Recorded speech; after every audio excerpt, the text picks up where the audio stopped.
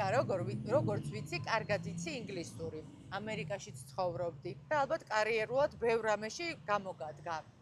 რაში გამოიყენე და შენს წარმატებაზე თუ იმოქმედა?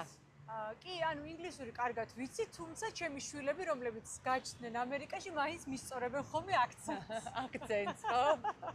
ესე არა დედა, ესე უნდა თქვა და მაინც ამას მისწორებენ ხოლმე. თუმცა კი, რა თქმა უნდა, ხა დღეს როგორ შეიძლება ინგლისური არ გამოგადგეს, ანუ წარმოუდგენელია.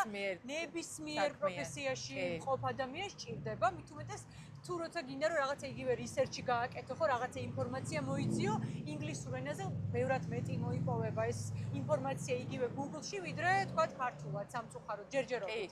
იმედი მაქვს, რომ ესეც განვითარდება. და ჩემს პროფესიაში პრინციპში უფრო მჭირდება ხოლმე ჟურნალისტიკაში ნაკლებად, უფრო sound healing-ებს და ამ ჩემ გერი თერაპიებს რო ვატარებ, მაშინ უფრო მჭირდება, იმიტომ რომ ხშირად მოდიან უცხოელები, მათთვისაც მჭირდება ხოლმე რომ ინგლისურად ახსნა ეს ყველაფერი და ზოგჯერ ის მედიტაციებიც ინგლისურად ჩავატარო. ასე რომ ყველა სფეროში საჭიროა. კი, ნამდვილად. დიდი მადლობა.